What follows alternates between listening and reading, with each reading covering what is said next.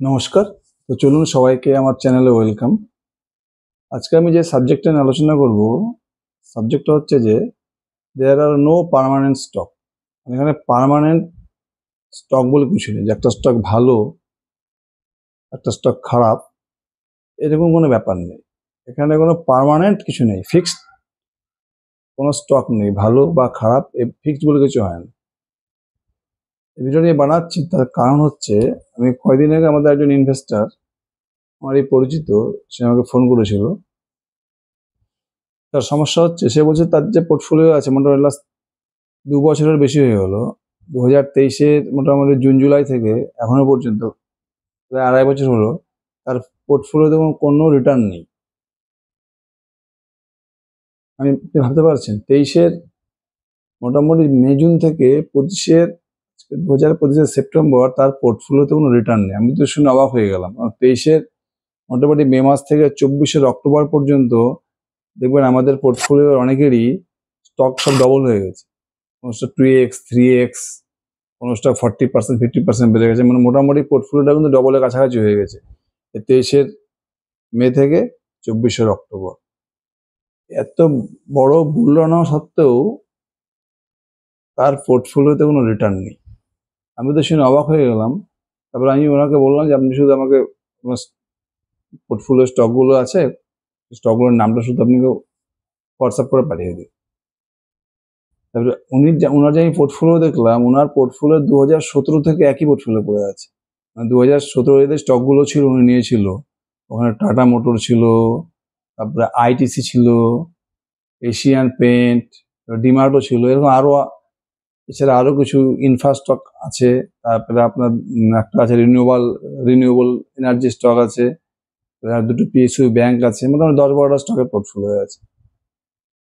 আমি পোর্টফোলিও স্টকগুলো দেখলাম, ওনার যতগুলো স্টক আছে এই স্টকগুলো লাস্ট 3 থেকে 4 বছরে কোনো বিজনেস গ্রোথ নেই, no sales growth. Asian Paint, TCS আছে, আইটিসি, টাটা মোটর, এরকম 14-15টা স্টক আছে। 14-15টার মধ্যে অন্তত 12-13টা কোম্পানি এরকম আছে যার মধ্যে লাস্ট 3 বছর থেকে কোনো সেলস গ্রোথ নেই।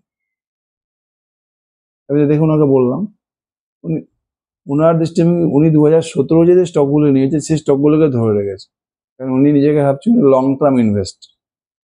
অথচ দেখুন 2017 থেকে 2025 এই 8 বছরে ওনার পোর্টফোলিও ডাবলও হয়নি।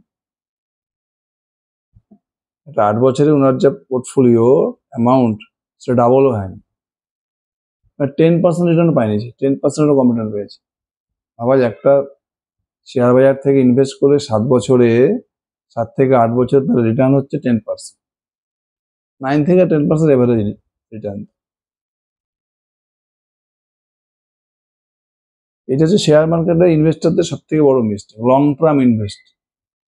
লং টার্ম ইনভেস্টিং মানে কি, যে আমি কোনো বিজনেস অ্যানালাইসিস করছি না, আজকে আমি কিছু ভালো ভালো স্টক দেখে নিলাম, সেই স্টকগুলোকে ফেলে রাখ। একটা স্টক বা একটা কোম্পানির বিজনেস যখন তখন খারাপ হয়ে যেতে পারে, তার প্রোডাক্টের ডিমান্ড কমে যেতে পারে, তার প্রফিটেবিলিটি কমে যেতে পারে। যেমন এশিয়ান পেন্ট, লাস্ট 3 বছরে কোনো বিজনেস গ্রোথ নেই, এখন তো বিজনেস ডিগ্রোথ হচ্ছে এশিয়ান পেন্ট। টিসিএস এর কোনো গ্রোথ নেই, আইটিসির দেখুন কি অবস্থা, পিটিলাইটের কোনো গ্রোথ নেই, এরকম অনেক অজস্র স্টক, ইনফোসিস, এসসিএল, এই ধরনের যত স্টক আছে, একসময় এরা খুব ভালো স্টক ছিল, এইচডিএফসি ব্যাংক, এদের মধ্যে কোনো গ্রোথ নেই। এবার আপনি যদি এইসব স্টক নিয়ে পোর্টফোলিওতে ফেলে রাখেন, তাহলে আপনি 5 বছরে কোনো হবে না রিটার্ন, 10 বছরে হবে না রিটার্ন, কি করে হবে রিটার্ন? রিটেল ইনভেস্টরদের সব থেকে বড় মিস্টেক, যারা নিজেদের লং টার্ম ইনভেস্টর মনে করে, এইসব স্টক নেই, যেসব স্টকে কোনো গ্রোথ নেই, সেই সব স্টক পোর্টফোলিওতে ফেলে রেখে হবে, রিটার্ন তো হবে 5 বছর হোক 6 বছর হোক, কোনো না কোনো স্টক তো বাড়বে। এর থেকে লেজি মাইন্ডসেট আরো হতে পারে না। একটা স্টক যখন, একটা কোম্পানির আন্ডারলাইং বিজনেস যখন তার বিজনেসে গ্রোথ চলে যায়, তখন সেই স্টক থেকে পয়সা আসবে কি করে? তা তো ডিমান্ডই আসবে না। বাকি যারা ইনভেস্টার আছে, পুরো মার্কেটের কোথা সেই স্টকের মধ্যে কোনো ইন্ডাস্ট্রি থাকবে না। একটা স্টকে বাইং প্রেশার কখন হয়, যখন স্টকটার মধ্যে কোনো ট্রিগার আসে, খুব সেলস গ্রোথ বেড়ে যাচ্ছে, কোম্পানি কোনো গাইডেন্স ভালো দিচ্ছে, বা ম্যানুফ্যাকচারিং ক্যাপাসিটি বাড়াচ্ছে, তখনই দেখবেন সেসব সেলে কি হয়, সেসব স্টকে একটা বাইং প্রেশার আছে, তখন একটা স্টক মাল্টিপ্যাকার হয় যখন এটা লাগাতার চলতে থাকে। এবার যেসব কোম্পানির কোনো বিজনেস গ্রোথই নেই লাস্ট 3-4 বছর থেকে, ওসব স্টক যদি আপনি পোর্টফোলিওতে রেখে ভাবেন আপনি লং টার্ম ইনভেস্টার, আপনার শেয়ার মার্কেট আপনার জন্য না। আপনি শেয়ার মার্কেট থেকে কোনো পয়সা ইনকাম করতে পারবেন না। শেয়ার বাজারে যখনই আপনি কোনো স্টক ইনভেস্ট করেন, তার মানে আপনি গ্রোথকে ইনভেস্ট করেছেন। আপনাকে খুঁজতে হবে হাইয়েস্ট গ্রোথ ইঞ্জিন। যদি এটা না করেন তাহলে কিন্তু শেয়ার মার্কেট আপনার জন্য না। আর একটা জিনিস মনে রাখতে হবে, শেয়ার বাজারে কোনো স্টক পার্মানেন্টলি ভালো হয় না বা পার্মানেন্টলি খারাপ হয় না। আপনি একটা স্টকটা নিয়ে বসে যেতে পারেন না, আমি স্টকটা নিয়ে নিয়েছি, এই স্টকটা এখন দুর্দান্ত বিজনেস করছে, কোম্পানির সেক্টরের হাইয়েস্ট সেলস গ্রোথ করছে, হাইয়েস্ট প্রফিট গ্রোথ করছে, আমি স্টকটাকে নিয়ে নিলাম। আর স্টকটাকে নিয়ে আমি নাকে তেল দিয়ে ঘুমিয়ে গেলাম। তাহলে কিন্তু আপনি সব থেকে বড় ভুল করছেন। মানে একটা কোম্পানির বিজনেস কতদিন ভালো থাকবে, তো নেক্সট কোয়ার্টার থেকে কোম্পানির বিজনেস খারাপ হয়ে গেল, তখন কিন্তু আপনি বিপদে পড়ে যাবেন। এই জন্য আপনার সবসময় অ্যালার্ট হতে হবে, মানে অ্যাক্টিভ ইনভেস্টিং করতে হবে। মানে প্রতিটা কোয়ার্টারে আপনার কোম্পানির রেজাল্ট এবং কোম্পানির কল ট্রান্সক্রিপ্ট করতে হবে। যখনই আপনার কোম্পানির বিজনেসটা খারাপ হয়ে যাবে, কোম্পানির গাইডেন্স কমিয়ে দেবে, তখনই কিন্তু আপনাকে সেই কোম্পানিটাকে বা সেই স্টকটাকে পোর্টফোলিও থেকে কাটতে হবে। নাহলে কিন্তু দেখবেন আপনার পোর্টফোলিওর অবস্থা খুব খারাপ হয়ে যাবে। যেরকম একটা ছোট্ট একটা উদাহরণ দিয়ে আমি আপনাকে বোঝাচ্ছি, এটা আমার কোনো রেকমেন্ডেশন না, জাস্ট একটা বোঝানোর জন্য এক্সাম্পল দিচ্ছি। পিজি ইলেকট্রো প্লাস, এটা একটা এসি, ফ্রিজ, কুলার এই সমস্ত ম্যানুফ্যাকচারিং করে, electronics manufacturing company EMS.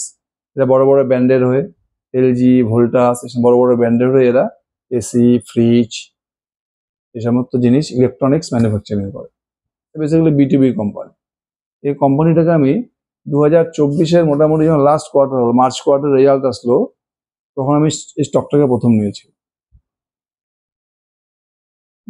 Financial year 2024-এর Q4-এ যখন এই কোম্পানির রেজাল্ট আসলো, Q4-এ কোম্পানি মোটামুটি সেলস গ্রোথ করলো 30% আর প্রফিট গ্রোথ করলো 78%।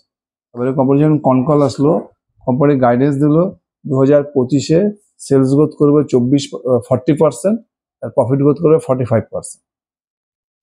2024-এর Q4-এ কত করেছিল? সেলস গ্রোথ 30% আর প্রফিট করেছিল মোটামুটি 76% গ্রোথ। আর 2025 পুরো ফিনান্সিয়াল ইয়ারের জন্য গাইডেন্স ছিল সেলস গ্রোথ করবে 40% আর প্রফিট গ্রোথ করবে 45%। 2024 পুরো ফিনান্সিয়াল ইয়ারে কোম্পানির টোটাল সেলস গ্রোথ করেছিল 28%, প্রফিট গ্রোথ করেছিল 76%। 2025-এর জন্য গাইডেন্স দিয়েছিল সেলস গ্রোথ করবে 40%, প্রফিট গ্রোথ করবে 45%। 2024-এ ছিল সেলস গ্রোথ 28% আর 2025-এর গাইডেন্স কত দিল? 40%। তখন আমি এই কোম্পানিটাতে ইনভেস্ট করা শুরু করলাম। তখন পিজি ইলেকট্রো প্লাসের শেয়ারের দাম ছিল কত? 230-40 টাকার মতো হবে। তখন আমি প্রথম ইনভেস্ট করলাম পিজি ইলেকট্রো প্লাস। 2024-এর Q4 রেজাল্টের পরে যখন কোম্পানি 2025-এর জন্য সেলস গ্রোথ গাইডেন্সটা বাড়িয়ে দিল, হলো। তারপরে যখন Q1 FY25 রেজাল্ট আসলো, কোম্পানি সেলস গ্রোথ করলো কত? 94% আর প্রফিট গ্রোথ করলো কত? 151%, 150%। সেলস গ্রোথ করলো 94%, প্রফিট গ্রোথ করলো 151, মানে প্রায় 150%। তারপরে কোম্পানি কি করলো? কোম্পানি এবার 2025-এর গাইডেন্সটা আরো বাড়িয়ে দিল। যা গাইডেন্স ছিল তার থেকে 2025-এর গাইডেন্সটা বাড়িয়ে দিল। মানে Q4 এর শেষে কোম্পানি বলেছিল 2025-এ কোম্পানি টোটাল সেল করবে 4000 কোটি টাকা আর প্রফিট করবে 200 কোটি টাকা। Q1 রেজাল্টের পরে কোম্পানি গাইডেন্স দিল 2025 ফিনান্সিয়াল ইয়ারে টোটাল সেল করবে 4250 কোটি টাকা আর প্রফিট করবে 216 কোটি টাকা। এর আগে বলেছিল প্রফিট করবে 200 কোটি টাকা Q4-এ। Q1 এসে বললো 2025-এ প্রফিট করবে 216 কোটি টাকা। তখন আমি কি করলাম? আরো কিছু পিজিএল এর স্টক আমি পোর্টফোলিওতে অ্যাড করলাম। তারপর চলে আসলো Q2 রেজাল্ট। Q2-তে কোম্পানির সেলস গ্রোথ করলো 46% আর প্রফিট গ্রোথ করলো 58%।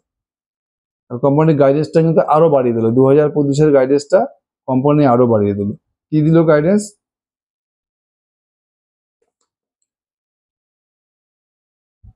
যে প্রফিট গ্রোথটা করবে না 250 কোটি টাকা Q1 বলেছিল 2025-এ প্রফিট গ্রোথ করবে 216 কোটি টাকা, আর Q2-তে সে বলছে কোম্পানি টোটাল প্রফিট করবে 250 কোটি টাকা। তারপরে আমি Q2-তে আমি কোনো শেয়ার অ্যাড করিনি। Q3-তে যখন কোম্পানির রেজাল্ট আসলো, Q3-তে কোম্পানির সেলস গ্রোথ করলো 82%, আর প্রফিট গ্রোথ কত করলো 109%, ডাবলেরও বেশি। আর Q3 রেজাল্টের পরে কোম্পানি কি করলো, গাইডেন্সটা আরো বাড়িয়ে দিল। কি বললো, সেলস গ্রোথ করবে কোম্পানি 4,550 কোটি টাকা, আর প্রফিট গ্রোথ করবে হচ্ছে 280 কোটি টাকা। যেটা Q4 2025-এ বলেছিল কোম্পানি টোটাল সেল করবে 4,000 কোটি টাকা 2025-এ, আর প্রফিট করবে 200 কোটি টাকা। সেটা দেখুন Q3 2025-এ ওটা সেলস গ্রোথের গাইডেন্স বের হয়ে গেলো 4,550 কোটি টাকা, আর প্রফিট গ্রোথের গাইডেন্স বের হয়ে গেলো 280 কোটি টাকা। তাহলে আমি কি করলাম, আরো কিছু শেয়ার এই পিজি ইলেকট্রোপ্লাস্টে অ্যাড করলাম। আমি টোটাল 3বার আমার অ্যাড করা হয়ে গেল। এবার যখন Q4 এর রেজাল্ট আসলো, Q4 a company actually sales growth করলো 78%, আর প্রফিট গ্রোথ করলো 105%, 105%। দুর্দান্ত রেজাল্ট, যা মানে গাইডেন্সকে বিট করে দিল। কোম্পানি কি গাইডেন্স দিয়েছিল Q3-তে, যে 2025-এ টোটাল সেল করবে 4,550 কোটি টাকা, আর প্রফিট করবে 280 কোটি টাকা। অ্যাকচুয়ালি কোম্পানি কত করলো, পুরা 2025-এ দেখুন Q1, Q2, Q3, Q4 complete হওয়ার পরে কোম্পানি অ্যাকচুয়ালি সেল করলো হচ্ছে 4,869 কোটি টাকা, আর প্রফিট করলো কত 290 কোটি টাকা। মানে যা গাইডেন্স দিয়েছিল Q3-তেও তার থেকেও বেটার রেজাল্ট করলো, মানে গাইডেন্সকে বিট করে দিল। আমি ভাবলাম, তখন পিজি ইলেকট্রোপ্লাস্টের কনকলটা আসেনি, আমি ভাবলাম আরো, তখন আমার কাছে ক্যাশ ছিল না, আমি ভাবলাম অন্য কোনো স্টকটা সেল করে কিছু টাকায় পিজি ইলেকট্রোপ্লাস্টের মধ্যে আরো ইনভেস্ট করবো। তারপরে পরদিন যখন কোম্পানির কনকলটা আসলো, যখন কোম্পানির গাইডেন্স দেখলাম, গাইডেন্সে কোম্পানি বলছে 2026 ফিনান্সিয়াল ইয়ারের জন্য যে গাইডেন্স দিল কোম্পানি, সেলস গ্রোথ করবে মোটামুটি 30%-এর মতো।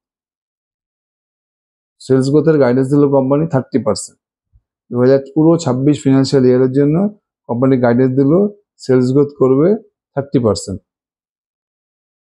আর প্রফিট গ্রোথের গাইডেন্স দিল মোটামুটি 35 থেকে 40%।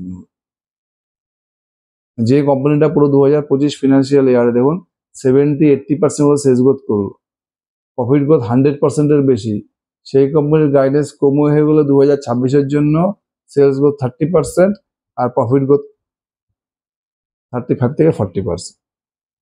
মানে পুরো 2025-এ কোম্পানি সেলস করলো 4,869 কোটি টাকা, যা গাইডেন্স দিল 2026-এ টোটাল সেল করবে 6,300 কোটি টাকা, আর 2025-এ কোম্পানি প্রফিট করলো কত 290 কোটি টাকা, আর 2026-এর গাইডেন্স দিল কোম্পানি টোটাল প্রফিট করবে 400 কোটি টাকা। মানে সেলস গ্রোথের গাইডেন্স 2026-এ 30%, আর প্রফিট গ্রোথের গাইডেন্স মোটামুটি 38%। এই গাইডেন্স দেখে তো আমার মুড খারাপ হয়ে গেল, মনটাই খারাপ হয়ে গেল, ভেঙে গেল আর কি। আমি তার পরের দিন কি বললাম, পুরো পিজি ইলেকট্রোপ্লাস্টের শেয়ার সব বেঁচে দিলাম। মোটামুটি তখন কত ছিল, আমি যখন বিক্রি করলাম তখন দাম ছিল মোটামুটি 860 টাকার মতো, আর আমার টোটাল এভারেজ বাইং প্রাইস ছিল 400 টাকার মতো হয়। সমস্ত পিজি ইলেকট্রোপ্লাস আমি সেল করে দিলাম। কেন সেল করার কারণটা হচ্ছে, একটা কোম্পানি যখন 70%, 80% করে সেলস গ্রোথ করে যাচ্ছে, আর পিজি ইলেকট্রোপ্লাস্টের পি রেশিও ছিল তখন 70, 60, 80, এটা কোম্পানি লাগাতার সেলস গ্রোথ করে যাচ্ছে, বাড়াচ্ছে, কোম্পানির গাইডেন্স বাড়াচ্ছে, আর পুরো মার্কেট ঢুকে গেছে এর মধ্যে, যার ফলে গেছে কোম্পানির পিও বেড়ে যাচ্ছে, মার্কেট ক্যাপও বেড়ে যাচ্ছে। এবার কোম্পানি যখন 2026-এর গাইডেন্স দিল 30%, মানে 70-80% গ্রোথ ইঞ্জিন হয়ে গেল 30%, তখন ইনভেস্টরদের কিরকম লাগবে স্টকটাকে। আমি সঙ্গে সঙ্গে কিন্তু তার পরের দিন যখন বাজার খুললো, পুরো পিজি ইলেকট্রোপ্লাস ঝেড়ে দিলাম, স্টক থেকে আউট করে দিলাম। এটাই হচ্ছে অ্যাক্টিভ ইনভেস্টিং, মানে এখানে কোনো পার্মানেন্টলি কোনো ভালো স্টক খারাপ স্টক না। আমি কিন্তু কোনোদিনও ভাবিনি, আমি 7 দিন আগে ভাবিনি যে পিজি ইলেকট্রোপ্লাস শেয়ার আমাকে বেচতে হবে। আমি ভাবছিলাম আরো অন্য স্টক বেচে আরো পয়সা অ্যাড করে সেই পয়সাটা আমি পিজি ইলেকট্রোপ্লাসে ঢালবো। কিন্তু আমাকে কি করতে হবে, দেখুন যখনই কনকলার পড়ার পর আমাকে অ্যাড করা তো দূরের কথা, আমি পুরো পিজি ইলেকট্রোপ্লাস শেয়ার ঝেড়ে দিলাম। আপনার মধ্যে এইভাবে অ্যাক্টিভ ইনভেস্টিং করতে হবে। অনেকেই দেখি যে পোর্টফোলিওতে পড়ে আছে ITC, HDFC bank, Asian paint, 5 বছর, 6 বছর, 7 বছর থেকে পোর্টফোলিওতে পড়ে আছে, কোনো নো রিটার্ন, তাদের পোর্টফোলিওর অ্যামাউন্টও বাড়ছে না, যা ইনভেস্ট করেছিল সেই টাকায় পড়ে আছে, তবু এরা চেঞ্জ করতে পারছে না। এরা চোখ বন্ধ করে বসে আছে, হচ্ছে 5 বছর হোক, 6 বছর হোক, 7 বছর হোক, যেহেতু এই কোম্পানিগুলো 10 বছর আগে দেশে রিটার্ন এখনো দেবে রিটার্ন। ইউটিউবে কিছু লোক এসব নিয়ে বলে, টিভিতে, নিউজ চ্যানেলে, ব্লু চিপ কোম্পানি, ফান্ডামেন্টালি খুব স্ট্রং কোম্পানি, এরা সেফ স্টক, এই সমস্ত কথাবার্তা বলে এরা কি করে, রিটেল ইনভেস্টরদেরকে এইসব স্টকের মধ্যে ঢুকিয়ে দেয়। অনেক লাইনে বসে থাকে 5 বছর, লং টার্ম ইনভেস্টর। এটা কিন্তু লং টার্ম ইনভেস্টর না, ইনভেস্টিং নয়। লং টার্ম ইনভেস্টিং হচ্ছে আপনি সবসময় সেক্টরের হাইয়েস্ট গ্রোথ স্টক নিয়ে বসে যান।